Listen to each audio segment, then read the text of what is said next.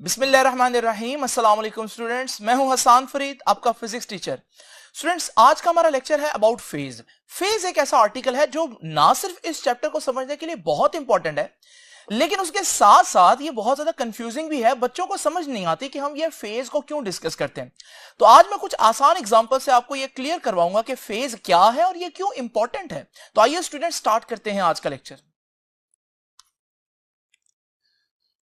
Students, इससे पहले कि मैं आपको फेज समझाऊं, आइए फेज से रेलेवेंट एक आसान एग्जांपल समझते हैं ताकि हम बाद में फेज को समझ सकें।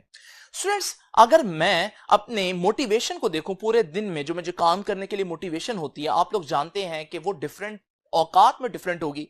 सुबह के टाइम मेरा मोटिवेशनल लेवल कुछ और होता है, दोपहर के टाइम कुछ और होता है। अगर मैं अपने मोटिवेशनल लेवल को ग्राफ पे प्लॉट करना चाहूं, तो मैं यहां पर एक्स एक्सिस और वाई एक्सिस आपके सामने इमेजिन करता हूं। एक्स एक्सिस पर मैं टाइम के डिफरेंट दौरानिया, डिफरेंट औकात आपके सामने इमेजिन करूंगा। जैसे कि ये पॉइंट मॉर्निंग है, ये पॉइंट जो है वो नून है, दोपहर का पॉइंट है, ये पॉइंट जो है वो इवनिंग है, और ये पॉइंट जो है वो नाइट है, रात का टाइम है, और फिर इसी तरह से आगे फिर मॉर्निंग। और इसी तरह से वाई एक्सिस पर मैं अपनी मोटिवेशन प्लॉट करता हूं, और ये है मोटिवेशन की मैक्सिमम वैल्यू जो मैं अचीव कर सकता हूं पूरे दिन में। अब स्टूडेंट्स, मैं अपने लिए बात करता हूं, हाइपोथेटिकली फर्जी तौर पर एक केस बना लेता हूं कि मैं जब अपने आप को ऑब्जर्व करता हूं तो मैंने देखा कि मॉर्निंग में मेरी मोटिवेशन बिल्कुल जीरो होती है। तो ग्राफ के ऊपर मैं ये पॉइंट प्लॉट करूंगा। और फिर मैंने देखा कि दोपहर के टाइम मेरी मोटिवेशन जब वो मैक्सिमम हो चुकी होती है, तो ये पॉइंट आया मेरे पास दोपहर के लिए।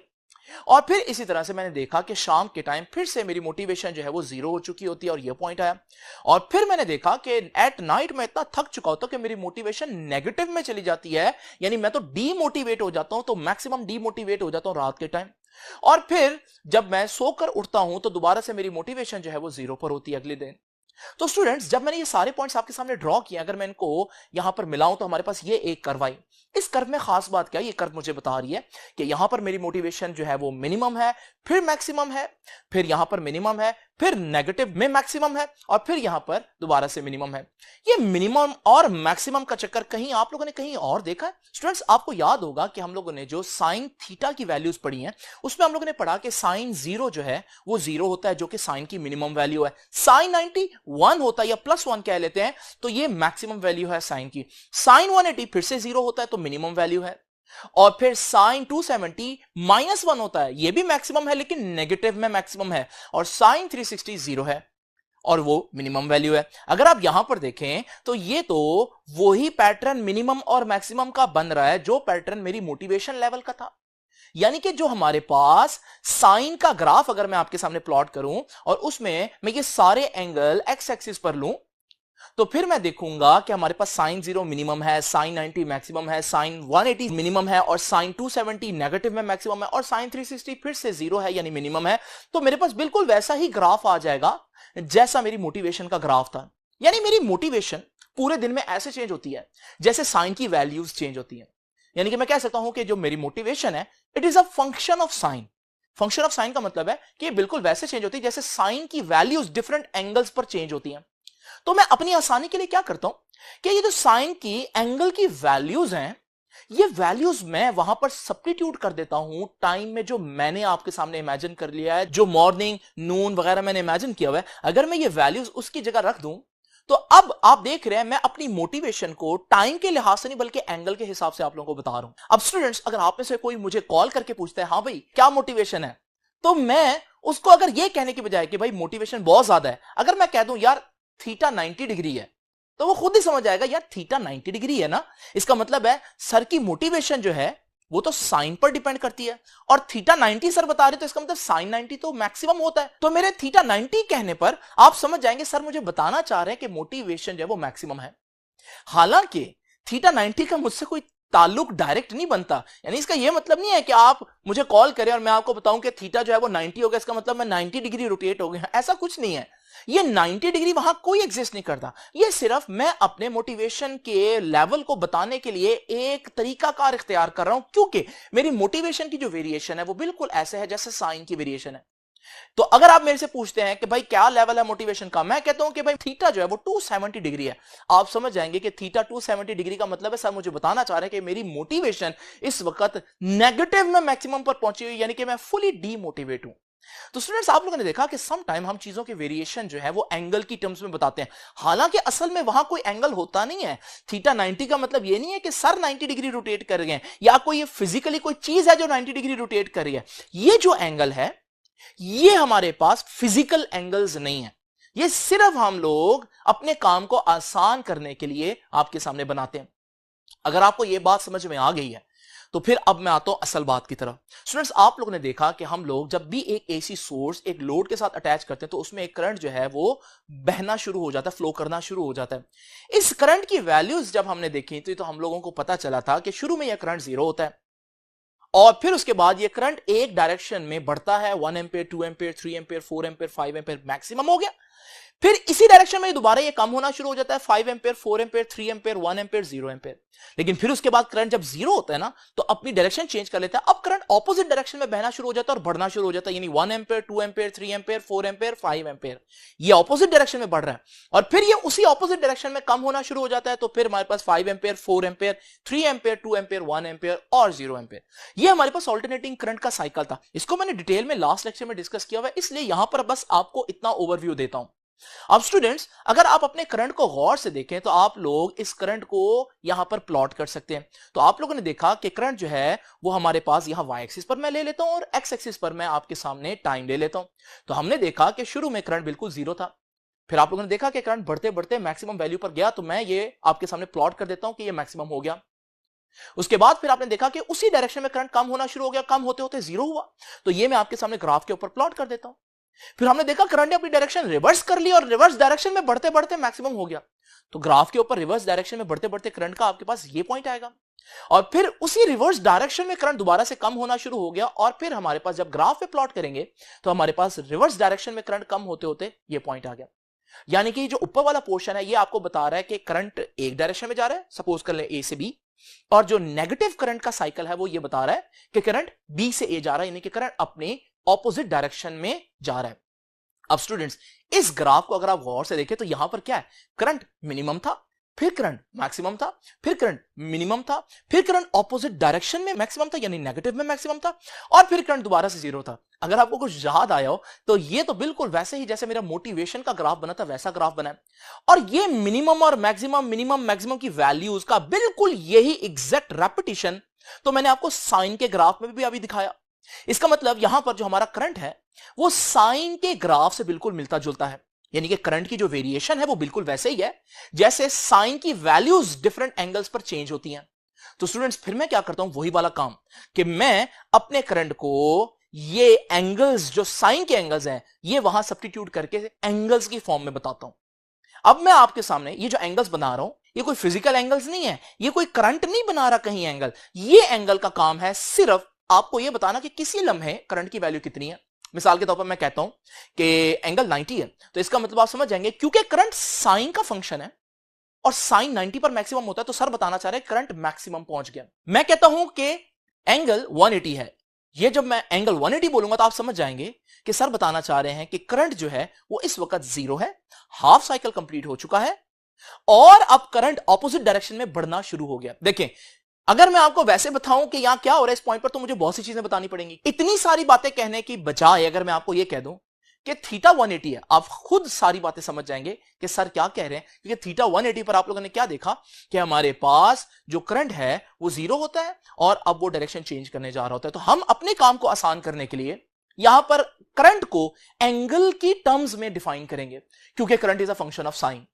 स्टूडेंट्स ये जो एंगल है ना जो किसी भी लम्हे करंट या वोल्टेज की, ऑल्टरनेटिंग करंट या ऑल्टरनेटिंग वोल्टेज की वैल्यूज बताता है, इस एंगल को हम कहते हैं फेज। तो बेसिकली ये है फेज। फेज क्या है, फेज एक एंगल है जो एक्चुअली में कहीं नहीं होता। अगर मैं कहूं थीटा 90 है तो इसका यह मतलब नहीं कि पहले चार्जेस स्ट्रेट जा रहे थे और अचानक से 90 डिग्री उन्होंने मूव करना शुरू कर दिया, नहीं, बल्कि थीटा 90 का मतलब है कि मैं आपको बताना चाह रहा हूं कि करंट इस वक्त ग्राफ में मैक्सिमम वैल्यू रखता है। तो स्टूडेंट्स ये है फेज। तो याद रखिएगा यहां पर डिफाइन करते हैं फेज क्या होता है। तो याद रखिएगा फेज इज एन एंगल। भाई कैसा एंगल है, क्या बताता है ये, which specifies the instantaneous value of alternating current और वोल्टेज। ये वो एंगल है जो बताता है कि किसी लम्हे करंट क्या कर रहा है, मैक्सिमम पर है, मिनिमम पर है, ऑपोजिट डायरेक्शन में मैक्सिमम पर है, उसकी कितनी वैल्यू है। तो इंस्टेंटेनियस वैल्यू ऑल्टरनेटिंग करंट की और ऑल्टरनेटिंग वोल्टेज बनाने वाला एंगल, उसे हम कहते हैं फेज। तो फेज एक्चुअली थीटा होगा। क्या ये एंगल फिजिकली की बन रहा होगा? नहीं, ये बिल्कुल वैसे ही जैसे मैं कहता हूं मेरी मोटिवेशन इस वक्त थीटा 90 है, तो इसका मतलब क्या है कि मैं 90 डिग्री उल्ट हो गया हूं? नहीं, इसका मतलब है क्योंकि मेरी मोटिवेशन साइन पर डिपेंड करती है और साइन 90 जो है वो मैक्सिमम होता है। तो मैं आपको बताना चाह रहा हूं कि मेरी मोटिवेशन मैक्सिमम है जब मैं आपको कहूंगा कि थीटा 90 डिग्री है। तो स्टूडेंट्स, ये फिजिकल एंगल्स नहीं होते। तो आई होप कि ये बात आपको समझ में आ गई होगी। अगर ये बात आपको समझ में आ गई है तो मैं आपको जैसे कि बता रहा हूं कि current is a function of sine. तो मैं यहां से एक इक्वेशन जो लास्ट टाइम मैंने बनाई थी ये बता देता हूं। ये क्या बता रहा है कि करंट ऐसे चेंज होगा जैसे साइन की वैल्यूज चेंज होती है। इसी तरह से हमारे पास v is to V not sine theta भी लिख सकते हैं कि voltage is a function of sine. तो ये दोनों जो हमारे पास इक्वेशंस हैं ये मैं आपको लास्ट टाइम पढ़ा चुका हूं। अब स्टूडेंट्स जरा तवज्जो से मेरी बात सुनिए। आज के बाद मैं आप लोगों के सामने जब भी करंट बनाऊंगा तो डेफिनेटली करंट का एक ग्राफ बनाऊंगा जो एक साइनोसाइडल कर्व होगी। अब स्टूडेंट्स, क्या असल में करंट एक कर्व है? करंट तो मूवमेंट ऑफ चार्जेस है और मूवमेंट ऑफ चार्जेस ऐसे नहीं होती। तो याद रखिएगा, मूवमेंट ऑफ चार्जेस ऐसे नहीं है, ये सिर्फ उसका ग्राफ है जो हम ऐसे बनाते हैं और वो मैंने आपको बता दिया क्यों बनाते हैं। अब स्टूडेंट्स, अगर मैं आपके सामने करंट और वोल्टेज का रिलेशन चैप्टर नंबर 13 में आप लोगों के साथ डिस्कस करता, तो चैप्टर नंबर 13 में आप लोगों ने देखा कि जब हम वोल्टेज बढ़ाते हैं तो करंट बढ़ जाता है। तो इसका मतलब वोल्टेज और करंट का डायरेक्ट रिलेशन है। ट्रांसफार्मर में आप लोगों ने पढ़ा कि जब आप वोल्टेज बढ़ाते हैं तो करंट कम हो जाता है। तो यहां से आप रिलेशन निकाल लेंगे कि वोल्टेज और करंट का इनवर्स रिलेशन है। तो दो वेरिएबल्स को आपस में उनका रिलेशन फाइंड आउट करना, उनको आपस में रिलेट करना बहुत आसान है। या उनका आपस में कोई रिलेशन नहीं होगा, या डायरेक्टली प्रोपोर्शनल या इनवर्सली प्रोपोर्शनल, इस तरह के रिलेशन होंगे। लेकिन यहां मसला क्या है, चैप्टर नंबर 16 के अंदर जब मैं कहूंगा वोल्टेज तो भाई वो एक ग्राफ होगा, और जब मैं कहूंगा करंट वो भी एक ग्राफ होगा।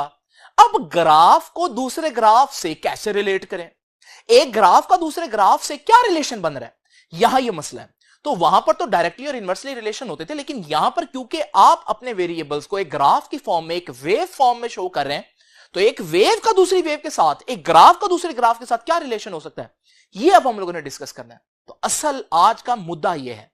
तो याद रखिएगा स्टूडेंट्स, अब मैं आपके सामने 3 डिफरेंट केसेस लूंगा और उन 3 डिफरेंट केसेस में आपको यह समझाऊंगा कि किस तरह से हम दो ग्राफ का रिलेशन आपस में ले सकते हैं। तो स्टूडेंट्स,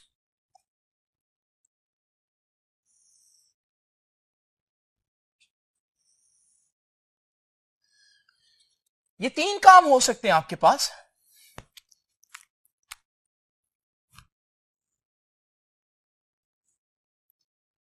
एक काम ये हो सकता है कि आपके पास एक ग्राफ है, इसे मैं वेव 1 कह देता हूं, और फिर मेरे पास एक और वेव है, इसे मैं वेव 2 कह देता हूं। तो दो वेव्स, वेव 1 और वेव 2, बिल्कुल इस तरह से भी हो सकते हैं। इनका आपस में क्या रिलेशन है अभी डिस्कस करेंगे। एक और काम यह हो सकता है कि मेरे पास यही दो वेव्स हो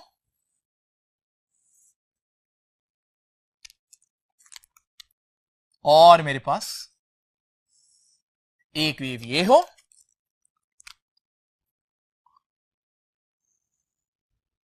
और दूसरी वेव ये हो। वही दो वेव्स हैं यहां पर। तो अब इन दो वेव्स का आपस में क्या रिलेशन होगा, तो इनको भी मैं वेव 1, रेड वाली को वेव 1 और ब्लू वाली को वेव 2 कह देता हूं।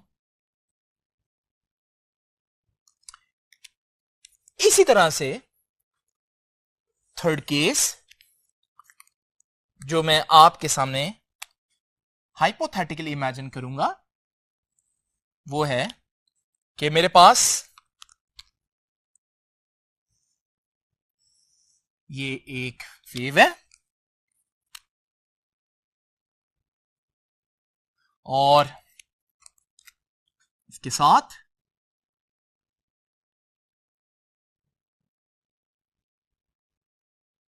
मेरे पास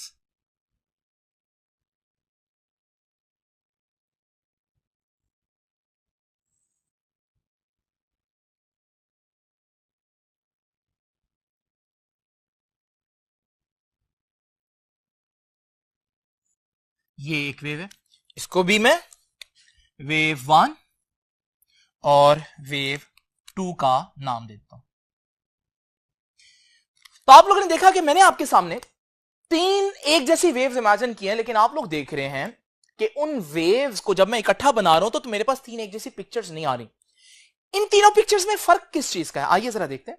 अगर ये पहली डायग्राम आप इमेजिन करें तो ये पहली डायग्राम कुछ इस तरह से है, इसमें वेव 1 और वेव 2 आप लोगों को कुछ इस तरह से नजर आ रही है। अब मैंने क्या किया, अगर मैं वेव 1 और वेव 2 में से किसी एक को इस तरह से मूव करूं तो आप देखेंगे ये जो नई पिक्चर आई है वो ये वाली पिक्चर है। और इसी तरह से अगर वही ओरिजिनल पिक्चर हम देखें वेव 1 और वेव 2 और मैं उसको कुछ इस तरह से मूव करूं किसी एक वेव को तो आप देखेंगे अब हमारे पास वो थर्ड वाला केस बन गया। तो स्टूडेंट्स इसका मतलब क्या है, ये वेव्स एक ही हैं लेकिन मैं एक वेव को दूसरे के लिहाज से टाइम एक्सिस पर मूव कर रहा हूं बेसिकली। तो अब इनके दरमियान रिलेशन चेंज होता जाएगा। अब आइए देखते हैं कि ये दो वेव्स को मैं क्या बोलूं कि वेव 1 और वेव 2 क्या है आपस में। तो स्टूडेंट्स याद रखिएगा, अगर आप गौर से देखें इस वेव को तो आप हमने अब रिलेशन बिल्ड करना है वेव 1 और वेव 2, यानी वेव 1 और वेव 2 एक दूसरे के साथ क्या कर रही हैं। तो स्टूडेंट्स हम कह सकते हैं कि दोनों वेव इस पॉइंट पर जीरो थी, दोनों का मैग्नीट्यूड जीरो है। फिर दोनों का मैग्नीट्यूड बढ़ते बढ़ते इस पॉइंट पर मैक्सिमम हो गया और फिर दोनों का मैग्नीट्यूड कम होते होते इस पॉइंट पर जीरो हो गया और फिर दोनों का मैग्नीट्यूड नेगेटिव में बढ़ते बढ़ते इस पॉइंट पर मैक्सिमम हो गया और फिर दोनों का मैग्नीट्यूड नेगेटिव में कम होते होते इस पॉइंट पर जीरो हो गया। तो स्टूडेंट्स आप लोग देख रहे हैं दोनों एक ही टाइम पर जीरो हो रहे हैं, एक ही टाइम पर मैक्सिमम हो रहे हैं, एक ही टाइम पर दोबारा जीरो हो रहे हैं हाफ साइकिल के बाद, एक ही टाइम पर नेगेटिव में मैक्सिमम हो रहे हैं और एक ही टाइम पर दोबारा से पूरा साइकिल कंप्लीट करने के बाद जीरो हो रहे हैं। यानी आप देख रहे हैं ये दोनों वेव्स एक दूसरे के साथ काफी हद तक सिंक्रोनाइज्ड हैं, मैच हो रही है इनकी वेरिएशन। स्टूडेंट्स ऐसे रिलेशन को हम कहते हैं कि ये दोनों वेव्स इन फेज हैं। तो जब दो वेव्स एक साथ बढ़े, एक साथ कम हो, एक साथ मैक्सिमम हो, एक साथ जीरो हो, तो फिर हम कहते हैं ये तो एक दूसरे के साथ बिल्कुल दोस्ती रखती हैं। तो हम इसे फिजिक्स में कहते हैं कि ये दो वेव्स इन फेज हैं। तो ये पहला रिलेशन मैं आपको बता रहा हूं, इन फेज। तो भाई दो वेव्स को इन फेज कब बोलूंगा, जब वो ग्राफ के ऊपर इस तरह से दिखेंगी। और ये ग्राफ के ऊपर क्या कर रही है, मैं इसको लिख देता हूं आपके सामने कि wave 1 and wave 2 are in phase. क्यों भला? Because they reach their maximum और मिनिमम एट सेम टाइम। दोनों अपने मिनिमम और मैक्सिमम पर एक ही वक्त में पहुंची हैं। तो इस लम्हे ये भी मैक्सिमम और ये भी मैक्सिमम है। नाउ स्टूडेंट्स याद रखिएगा, हमारे पास हम ये भी कह सकते हैं बोथ इंक्रीज और डिक्रीज साइमल्टेनियसली। दोनों एक साथ इंक्रीज भी कर रही हैं, एक साथ इंक्रीज भी कर रही है, एक साथ डिक्रीज कर रही है, एक साथ नेगेटिव में इंक्रीज, एक साथ नेगेटिव में डिक्रीज। तो इसका मतलब हमारे पास दोनों एक साथ इंक्रीज कर रही है और एक साथ डिक्रीज कर रही हैं। इसे हम बोलते हैं कि दोनों वेव्स एक दूसरे के साथ इन फेज है। तो जब वेव्स का आपस में हम कंपैरिजन करते हैं तो वेव्स का आपस में एक किस्म का रिलेशन ये होता है कि वो एक दूसरे के साथ इन फेज होती है। ये हम लोगों ने डिटेल में आगे पढ़ना है, इसलिए आपको पता होना चाहिए। अब स्टूडेंट्स इसी बात को हम एक और तरह से भी कह सकते हैं, और वो क्या है, जरा इमेजिन करें ये डायग्राम और आप दोनों वेव्स को थोड़ी देर के लिए अलग-अलग कर दें। आप लोग जानते हैं कि दोनों साइन वेव्स हैं, तो फिर मैं इनको वही एंगल्स दे सकता हूं कि जब वो जीरो होंगी तो 0 डिग्री, जब वो मैक्सिमम तो 90 डिग्री, हाफ साइकिल के बाद जीरो तो 180 डिग्री, और नेगेटिव में मैक्सिमम तो 270 डिग्री, और फिर हमारे पास एंड पर 360 डिग्री। अब दोबारा से इनको इकट्ठा कर देते हैं। अब जरा देखें इस पॉइंट के ऊपर वाली वेव जो है उसका भी फेज 90 डिग्री है और नीचे वाली वेव का भी फेज 90 डिग्री है। तो फेज डिफरेंस कितना हुआ? 90 माइनस 90 0। अच्छा ये वाला पॉइंट देख लें। इस पॉइंट पर दोनों वेव्स का फेज 270 है क्योंकि दोनों नेगेटिव में मैक्सिमम है और फेज डिफरेंस कितना हुआ? 0। तो बात यह है कि आप कहीं पर भी चेक करें तो आप देखेंगे फेज डिफरेंस आपको हर जगह पर 0 मिलेगा। तो हम एक बात यह भी कह सकते हैं इन फेज के लिए कि इन फेज कब होता है? मुश्किल अल्फाज में हमने क्या बोला? जब एक साथ बढ़े, एक साथ कम हो, एक साथ मैक्सिमम, एक साथ 0। लेकिन आसान अल्फाज में हम कह सकते हैं इन फेज कब होता है? दो वेव्स कब इन फेज कहलाएंगी? याद रखिएगा जब उनका फेज डिफरेंस 0 डिग्री हो। जहां पर एक वेव का 90 डिग्री हो, दूसरा का भी 90 डिग्री हो, एक का 180 डिग्री तो दूसरा का भी 180 डिग्री, तो डिफरेंस कितना बनेगा? 0। तो फेज डिफरेंस अगर 0 हो तो हम कहेंगे वेव्स इन फेज है। ये छोटी सी बात है स्टूडेंट्स, आपको आई होप समझ में आ गई होगी। आइए अब जरा देखते हैं वेव्स का दूसरा रिलेशन। अगर आप इस रिलेशन में देखें तो आप देखेंगे कि इस रिलेशन में अगर आप इस पॉइंट पर देखें दोनों 0 हैं, लेकिन आप देख रहे हैं कि एक पॉजिटिव डायरेक्शन में बढ़ना शुरू हुई तो एक नेगेटिव डायरेक्शन में बढ़ना शुरू हो गई।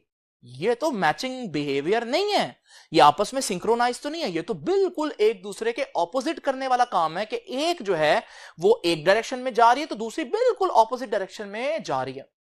इसे हम कहते हैं भाई ये तो बिल्कुल भी दोस्ती नहीं है, ये तो इन फेज नहीं है, ये तो आउट ऑफ फेज है, ये तो सरासर दुश्मनी है, यानी बिल्कुल भी मैच नहीं हो रहे। तो याद रखिएगा दो वेव्स को एक रिलेशन हम ये भी कह सकते हैं कि वो आपस में आउट ऑफ फेज भी हो सकती हैं। और ऐसा कब होगा?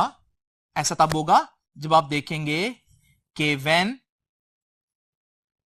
Wave 1 increases in one direction, positive भी हो सकती नेगेटिव, तो मैं वन डायरेक्शन लिख देता हूं। जब वेव 1 एक डायरेक्शन में इंक्रीज होगी and wave 2 increases in opposite direction, जब एक वेव किसी डायरेक्शन में बढ़े तो दूसरी वेव उसके बिल्कुल ऑपोजिट डायरेक्शन में बढ़े, तो फिर हम कहते हैं कि भाई वो तो आउट ऑफ फेज है। Then they are said to be out of phase. अच्छा स्टूडेंट्स, मैं इसको दुश्मनी क्यों बोल रहा हूं, इसको दोस्ती क्यों बोल रहा हूं? तो मैं यहां लिख देता हूं कि ये एक किस्म की दोस्ती है, ठीक है, और आउट ऑफ फेज होना दो वेव्स की एक किस्म की दुश्मनी है, ठीक है जी।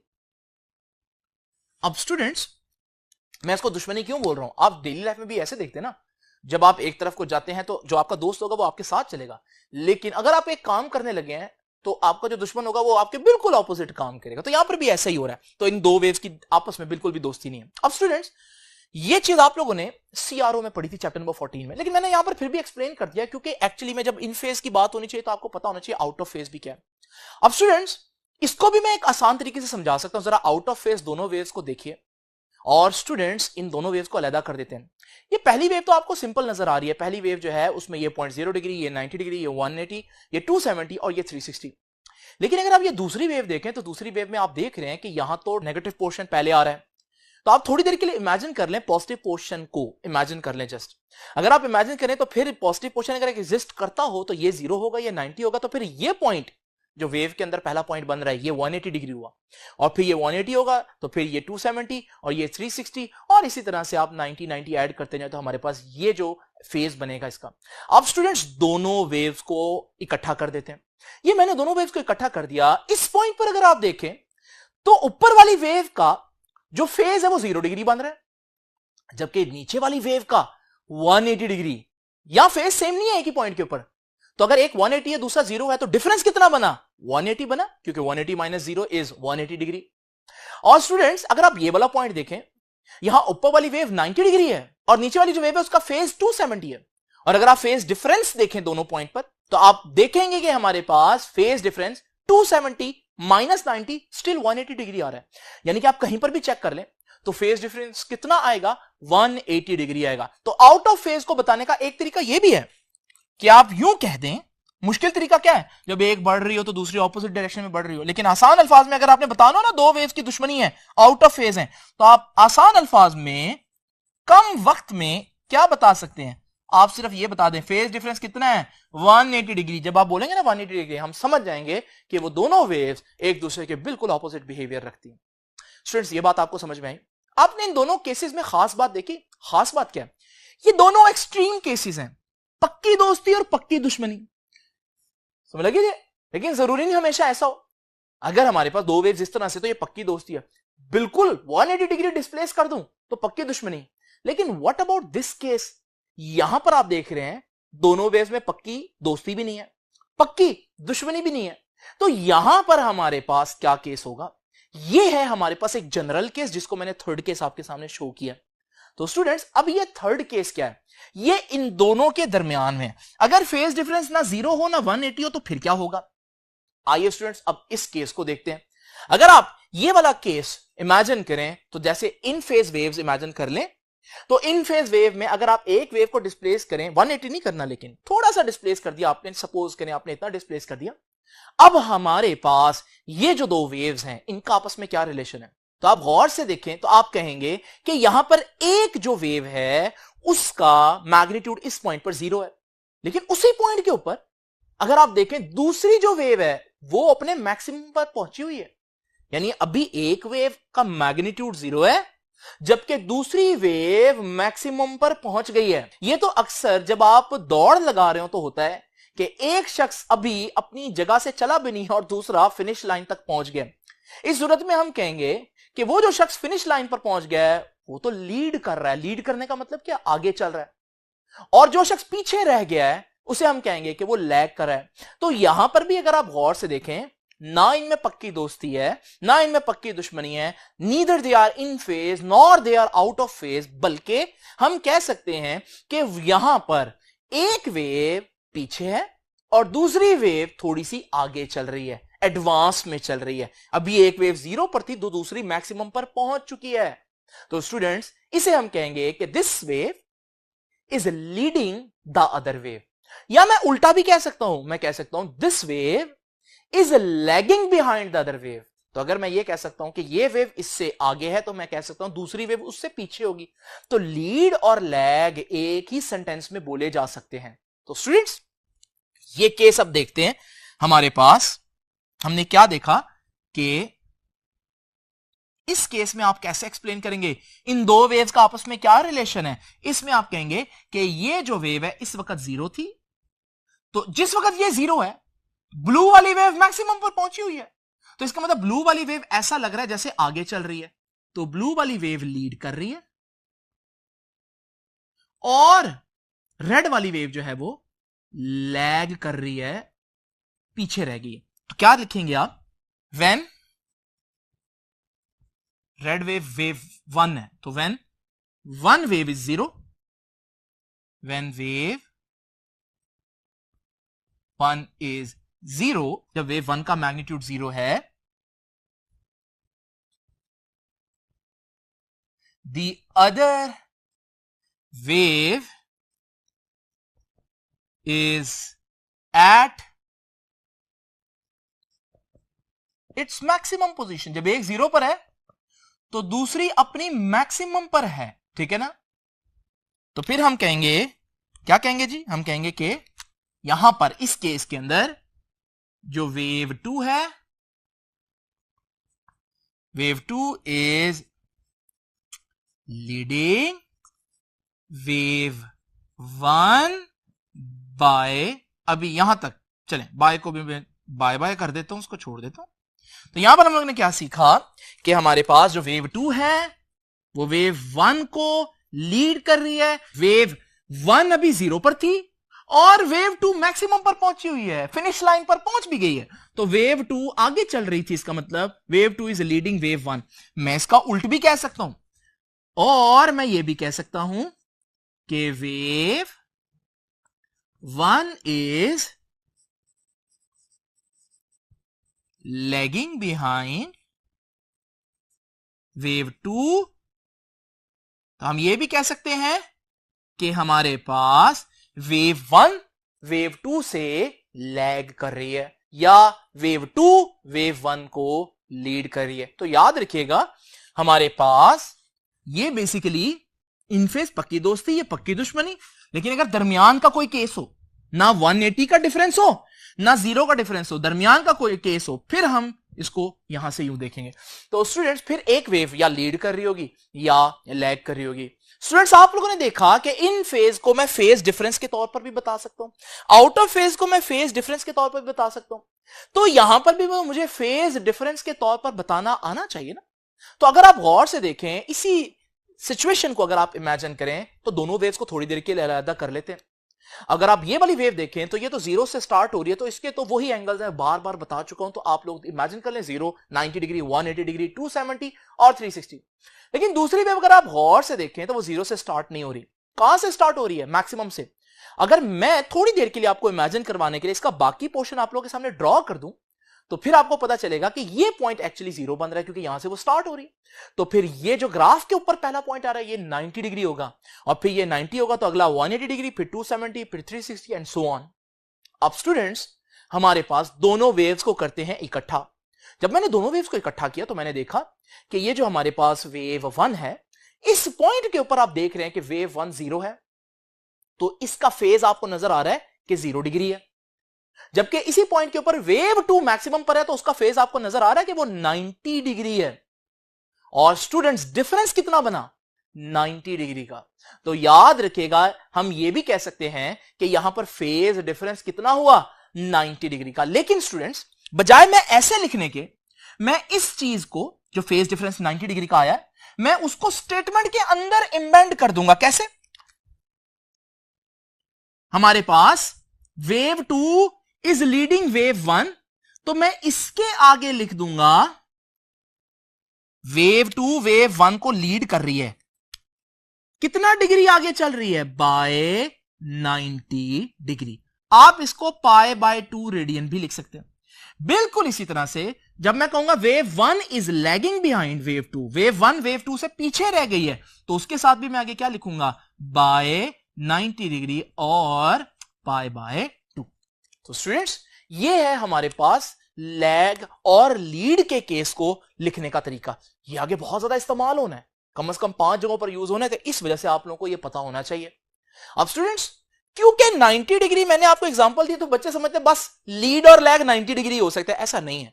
इमेजिन करें मेरे पास दो वेव्स इन फेज हैं, और हमारे पास ये जो दो वेव्स इन फेज हैं, मैं अगर इनमें से एक वेव को इतना पीछे करूं, अब इस सूरत में ये 90 डिग्री का फेज नहीं बनता। दोनों वेव्स को थोड़ी देर के लिए अलग-अलग करते हैं।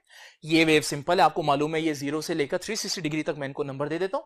और मैं दूसरी जो वेव अगर देखूं, तो उस वेव में अगर आप गौर से देखें तो हमारे पास वेव जहां से स्टार्ट हो रही है वो 90 डिग्री नहीं बन रहा। अब मैं इस वेव को थोड़ी देर के लिए आपके सामने कंप्लीट करता हूं। अगर अब मैं कंप्लीट करके इसको लिखूं तो ये बनेगा 0 डिग्री और फिर 90 डिग्री और उसी तरह से 360 डिग्री तक आप लोगों ने नंबरिंग दे देनी। लेकिन जो पॉइंट आप लोग देख रहे हैं हमारे पास वाई एक्सिस को टच कर रहा है, उसको क्या नंबर दें? वो तो 0 और 90 के भी दरमियान में आ रहा है, और 0 और 90 के दरमियान में क्या आता है? 45 डिग्री। तो इस पॉइंट का फेज मैं आपके सामने 45 डिग्री इमेजिन कर लेता हूं। और स्टूडेंट्स जब मैं इन दोनों वेव्स को इकट्ठे दोबारा से एक ही पॉइंट पर प्लॉट करूंगा, तो आप देखें कि एक वेव जिस पॉइंट पर 0 है उसका फेज 0 है, दूसरी का फेज उस पॉइंट पर 45 डिग्री है। तो यहां पर मैं क्या कहूंगा कि वो जो वेव है वो लीड कर रही है by 45 degree the other wave. या मैं ऑपोजिट कह सकता हूं कि ये जो वेव है ये लैग कर रही है बाय 45 डिग्री। तो लीड और लैग 45 डिग्री भी हो सकता है, 60 डिग्री भी हो सकता है, 30 डिग्री भी हो सकता है। लेकिन ज्यादा फेमस केस जब आप पढ़ेंगे आगे चल के, जो पहले दो केसेस आएंगे, उसमें 90 डिग्री होगा। इसलिए आपकी बुक ने भी यहां पर 90 डिग्री की एग्जांपल ही दी है। अब स्टूडेंट्स आइए चलते हैं आखिरी बात की तरफ, और वो है इन ग्राफ की वेक्टर रिप्रेजेंटेशन।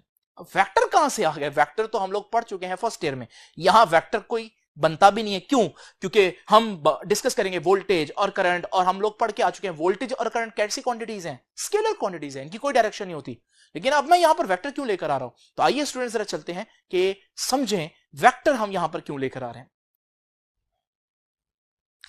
अब स्टूडेंट्स मैंने आपसे एक अजीब बात कर दी और वो ये है कि हम ऑल्टरनेटिंग करंट या ऑल्टरनेटिंग वोल्टेज को वेक्टर की तरह रिप्रेजेंट कर सकते हैं, यानी कि हम आई को आई वेक्टर या ऑल्टरनेटिंग वोल्टेज को वेक्टर फॉर्म में रिप्रेजेंट कर सकते हैं। लेकिन ये वेक्टर कैसे हो सकता है स्टूडेंट्स? हम इसको वेक्टर की फॉर्म के बराबर करार दे सकते हैं, लेकिन उसके लिए हमें 3 शर्त पूरी करनी पड़ेंगी और वो शर्तें आपके सामने लिखी हैं। तो सबसे पहले तो आप इमेजिन करें कि हमारा ऑल्टरनेटिंग करंट एक्चुअली में क्या है। वो ग्राफिकल रिप्रेजेंटेशन कुछ इस तरह से है। अब स्टूडेंट्स ये मैंने आपके सामने एक वेव फॉर्म ड्रॉ कर दी है ऑल्टरनेटिंग करंट की। अगर आप ऑल्टरनेटिंग करंट को वेक्टर की फॉर्म में रिप्रेजेंट करना चाहते हैं तो पहली शर्त क्या है? इट्स लेंथ, वो जो भी वेक्टर आप रिप्रेजेंट करेंगे उसकी length on a certain scale represents the peak और आरएमएस वैल्यू। उसकी जो लेंथ है वो आरएमएस या पीक वैल्यू के बराबर लेनी है हमने, जो भी स्केल हम कंसीडर कर रहे हैं। तो स्टूडेंट्स ये जो साइकिल आपके सामने मैंने इमेजिन किया, इसमें पीक वैल्यू तो आपके पास ये है, तो मैं इतना ही बड़ा वेक्टर इमेजिन करूंगा। पहली शर्त ये है। तो आप लोगों को जो भी स्केल आप लोग चूज कर रहे हैं उस पर आपको पीक वैल्यू या आरएमएस वैल्यू जितना लेंथ का एक वेक्टर इमेजिन करना है। लेकिन यह शर्त काफी नहीं है। उसके बाद वो कहता है it is in horizontal position at the instant when alternating quantity is 0 and is increasing positively. जिस लम्हे जो हमारी अल्टरनेटिंग क्वांटिटी है वो 0 हो और पॉजिटिव में बढ़ने वाली हो, यानी ये वाला लम्हा, ये वाला बनता है ना, क्योंकि यहां 0 और पॉजिटिव होने वाली है।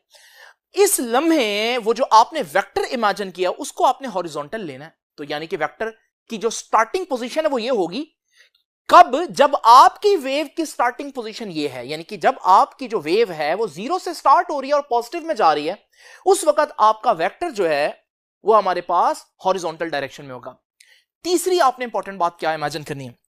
The angular frequency of the rotating vector. अब आपने वेक्टर को रोटेट करना है, तो वो जो रोटेटिंग वेक्टर होगा उसकी फ्रीक्वेंसी इज सेम, बराबर होनी चाहिए angular frequency of the alternating quantity.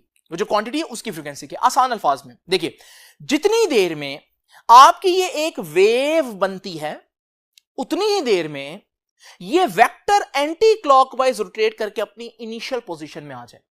यानी कि दोबारा देख लीजिए, जितनी देर में 0 से 360 डिग्री तक ये पूरी एक वेव हमारे पास गुजरेगी, उतनी ही देर में आपका वेक्टर 0 से 360 डिग्री रोटेट कर जाए। अगर ये तीनों शर्तें हम पूरी कर दें कि हम एक ऐसी वेव इमेजिन करें जिसकी पीक वैल्यू जितना ही हम वेक्टर ले लें, और फिर उसका जो 0 पॉइंट है जहां से वो स्टार्ट हो रही है वेव, उसके लिए हम वेक्टर को 0 पोजीशन यानी कि हॉरिजॉन्टल पोजीशन दे दें, और फिर हम उन दोनों की फ्रीक्वेंसी मैच कर लें, तो स्टूडेंट्स आपको जो चीज दिखाई देगी वो कुछ इस तरह से होगी। और आप लोग देख रहे हैं कि जो हमारे पास ऑल्टरनेटिंग क्वांटिटी पहले वेव की शक्ल में आप बता सकते थे, अब उसी ऑल्टरनेटिंग क्वांटिटी को आप वेक्टर की फॉर्म में भी रिप्रेजेंट कर सकते हैं। तो अगर ये हमारे पास आई था तो ये आई वेक्टर है। अब आप लोग ये हमेशा नहीं कर सकते, ये सिर्फ आप तब कर सकते हैं जब आपके पास एक ऑल्टरनेटिंग क्वांटिटी हो जिसको आपने फेज के जरिए रिप्रेजेंट किया हो। और आज हम लोगों ने फेज के जरिए ही रिप्रेजेंट किया है, एंगल्स के जरिए रिप्रेजेंट किया हुआ है ना। तो वो जो हमारे पास फेज अगर मौजूद हो, अगर हमारे पास फेज हो, तो उस ऑल्टरनेटिंग क्वांटिटी को हम वेक्टर की फॉर्म में रिप्रेजेंट कर देते हैं। तो यहां से लिया फेज, यहां से एंड से ओ आर लिया, तो ये बन गया फेजर। तो याद रखिएगा, ये जो ऑल्टरनेटिंग करंट है और ऑल्टरनेटिंग वोल्टेज है इसे हम फेजर कहते हैं। स्केलर और वेक्टर तो आपने नाम सुना होगा ये, लेकिन ये पहली दफा आप सुन रहे हैं। ऑल्टरनेटिंग करंट या ऑल्टरनेटिंग वोल्टेज को हम फेजर कहते हैं। फेजर क्या होते हैं? फेजर असल में वेक्टर नहीं होते, लेकिन उनको वेक्टर की तरह रिप्रेजेंट किया जा सकता है, जैसे मैंने आप लोगों को बताया, और उनको वेक्टर की तरह सॉल्व भी किया जा सकता है। तो जो चीजें वेक्टर असल में ना हो लेकिन उनकी कैलकुलेशन वेक्टर की तरह हो सकती हो, तो फिर हम उनको वेक्टर इमेजिन कर लेते हैं, तब वो कहलाते हैं फेजर्स। तो आई होप कि फेजर्स की आपको समझ में आ गई होगी बात। अब स्टूडेंट्स आइए हम इमेजिन करते हैं, ये सारी जो चीज हम लोगों ने अभी आपके सामने बनाई है इसको अप्लाई करते हैं अपने पहले 2 केसेस पर। तो स्टूडेंट्स ये हमारा पहला केस था जिसे हम इन फेज कहते हैं। अब इन फेज को अगर मैं आपको बताना चाहता हूं कि 2 वेव्स इन फेज हैं, तो ग्राफ पर ऐसे बताऊंगा, अल्फाजों में ऐसे बयान करूंगा, फेज डिफरेंस की फॉर्म में ऐसे बताऊंगा, लेकिन अगर वेक्टर के तौर पर बताना हो, वेक्टर रिप्रेजेंटेशन के तौर पर, तो फिर मैं कैसे बताऊंगा? स्टूडेंट्स जरा इमेजिन करें कि ये दोनों वेव्स हमारे पास, वेव 1 और वेव 2 जो इन फेज हैं, इनको मैं थोड़ी देर के लिए अलग-अलग कर लेता हूं। आपको मालूम है दोनों अल्टरनेटिंग क्वांटिटीज हैं। अगर मैं वेव 1 को देखूं तो मैं वेव 1 को एक वेक्टर की फॉर्म में इमेजिन कर सकता हूं। अब वो सारी कंडीशंस मैंने आपके सामने बताई हैं। और अगर मैं आपको वेव 1 को सिर्फ दिखाऊं तो वेव 1 जिस तरह से हमारे पास अल्टरनेटिंग क्वांटिटी चेंज होगी, आपका वेक्टर उसी तरह से काउंटर क्लॉकवाइज रोटेट करेगा। इसी तरह से वेव 2 में भी आप ऐसा ही वेक्टर इमेजिन कर सकते हैं और आपका जो अल्टरनेटिंग क्वांटिटी जैसे जैसे वेरी करेगी वैसे वैसे आपका जो वेक्टर है वो रोटेट करेगा।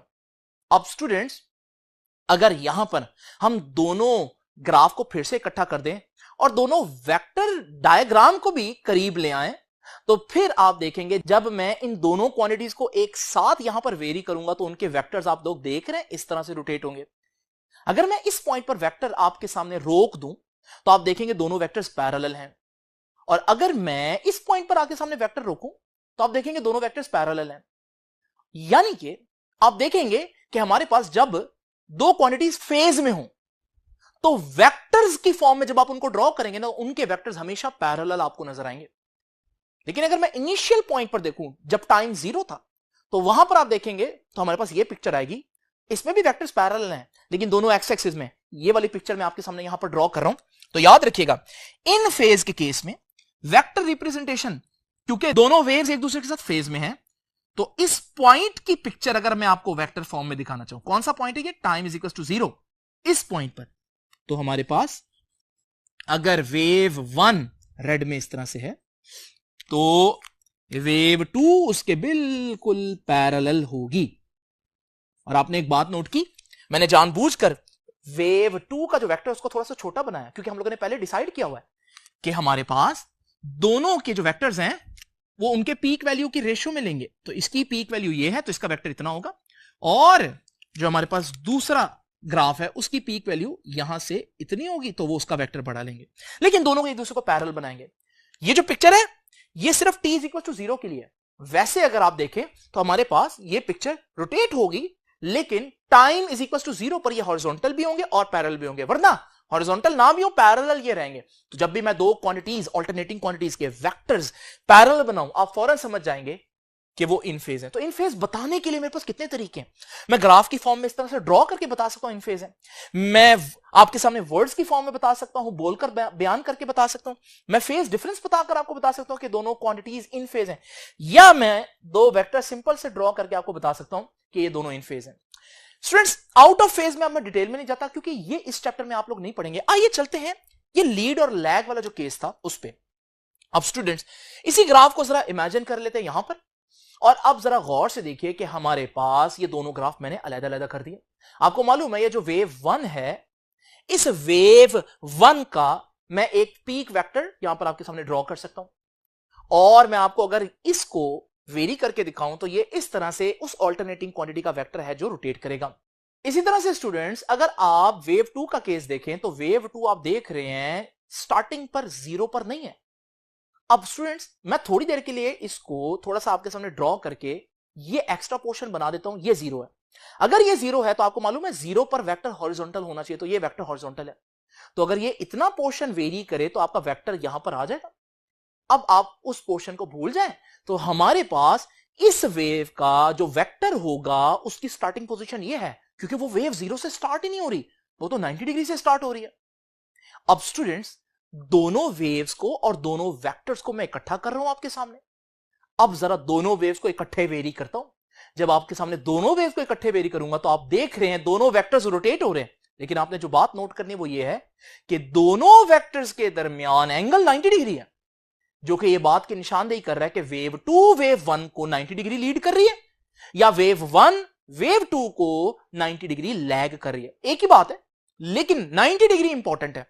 अब स्टूडेंट्स मैंने क्योंकि डायग्राम आपके लिए t इज इक्वल टू 0 के लिए बनानी है, तो t इज इक्वल टू 0 पर अगर मैं ये ग्राफ रोकूं तो आप देखेंगे कि t इज इक्वल टू 0 पर हमारे पास एक वेक्टर हॉरिजॉन्टल है और दूसरा वेक्टर उस पर 90 डिग्री जो है वो आपको नजर आ रहा है। इसका मतलब मैं इसको यूं ड्रॉ करूंगा कि ये वेक्टर इस पॉइंट पर 0 है, तो इसको मैं इसका वेक्टर हॉरिजॉन्टल ड्रॉ करूंगा, वेव 1 का वेक्टर। और इसी तरह से ब्लू जो है इस पॉइंट पर 90 डिग्री है, मैक्सिमम पर है, तो ब्लू का वेक्टर आपके सामने ऐसे ड्रॉ करूंगा जो मैंने अभी आप लोगों को दिखाया डायग्राम के अंदर।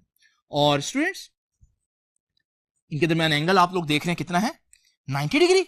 और ये 90 डिग्री का एंगल ये बता रहा है कि हमारे पास wave 2 is leading wave 1 by 90 degree या wave 1 is lagging the wave 2 by 90 degree. तो लैग और लीड को बताने के भी मेरे पास कितने तरीके हैं। मैं वेव की फॉर्म में बनाकर बता सकता हूं, मैं अल्फाजों में बयान करके बता सकता हूं, और मैं आपके सामने वेक्टर रिप्रेजेंटेशन के जरिए भी बता सकता हूं। तो स्टूडेंट्स ये था हमारा बेसिकली आज का आर्टिकल। अब एक दो इंपॉर्टेंट बातें आप लोगों से, ये मैंने आपको पहले भी बताया कि जरूरी नहीं है कि फेज डिफरेंस 90 डिग्री ही हो, फेज डिफरेंस 30 डिग्री भी होता है।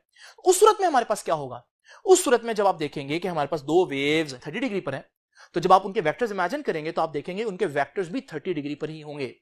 इसी तरह अगर दो वेव्स के दरमियान फेज डिफरेंस 45 डिग्री हो तो आप देखेंगे जब उनके वेक्टर्स आप रोटेट करते हुए देखेंगे तो वेक्टर्स के दरमियान भी 45 डिग्री पर हैं। तो इस सूरत में जब 45 डिग्री वाला केस हम देखते हैं तो हम t इज इक्वल टू 0 पर इन दोनों को वेक्टर की फॉर्म में इस तरह से रिप्रेजेंट करेंगे। तो स्टूडेंट्स ये तो कोई भी एंगल हो सकता है, तो आप लोगों को पता होना चाहिए कि जितने एंगल वो लीड कर रहा होगा वो उतने डिग्री ऊपर आ जाएगा।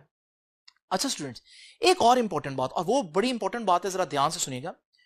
अगर मैं आपके सामने ये एक वेव डायग्राम बनाऊं तो आप लोग देख रहे हैं कि ये जो एक वेव है इसका यहां पर फेज डिफरेंस 0 है, और जो दूसरी वेव है उसको अगर मैं यहां पर बढ़ाऊं और फिर उसको वैल्यूज दूं तो फिर मुझे पता चलेगा इस पॉइंट पर उसका फेज है 270। यानी कि हम कह सकते हैं कि ये जो दूसरी वाली वेव है ये पहली वाली वेव से 270 डिग्री आगे चल रही है। लेकिन इसकी बजाय हम ये कहना मुनासिब समझेंगे कि ये जो दूसरी वेव है ये पहली वेव से 270 आगे नहीं चल रही बल्कि 90 डिग्री पीछे चल रही है। उसकी वजह क्या है? तो मैं यहां पर क्या कह रहा हूं, मैं कह रहा हूं कि एक वेव दूसरी वेव से हमें कहना चाहिए कि 270 डिग्री लीड कर रही है, लेकिन हम ऐसा नहीं कहेंगे। हम कहेंगे बजाय ये कहने के हम कहेंगे कि वो 90 डिग्री लैग कर रही है। उसकी वजह क्या है? अगर आप देखें कि हमारे पास एक सर्कुलर ट्रैक हो और उस सर्कुलर ट्रैक पर दो लोग एक दूसरे के पीछे भाग रहे हो तो आप इस पिक्चर को देखकर अंदाजा करेंगे कि ये जो शख्स है ये लीड कर रहा है और ये जो शख्स है ये लैग कर रहा है, उसके पीछे पीछे भाग रहा है। लेकिन स्टूडेंट्स अगर वो शख्स भागते भागते हाफ को भी क्रॉस कर जाए और आपके पीछे आ जाए तो फिर आप देखेंगे जब वो हाफ को क्रॉस कर जाएगा तो आप देखेंगे कि दिखने वाले शख्स को ये लगेगा जैसे ये शख्स जो है वो लीड कर रहा है और ये लैग कर रहा है, यानी बिल्कुल सिचुएशन ऑपोजिट होगी। तो अगर हमारे पास 180 डिग्री से बढ़ जाए आंसर तो फिर हम जो लैग है उसको लीड और जो लीड है उसको लैग कंसीडर करेंगे। तो बात यह है कि अगर हमारे पास ये वाला केस हो तो इसमें हम ये नहीं कहेंगे कि 270 डिग्री लीड कर रही है बल्कि हम कहेंगे 90 डिग्री लैग कर रही है। तो स्टूडेंट्स ये था हमारा आज का आर्टिकल। आई होप कि आज का आर्टिकल आपको समझ में आया होगा। आपसे अब इंशाल्लाह मुलाकात होगी नेक्स्ट लेक्चर में। तब तक के लिए अल्लाह हाफिज।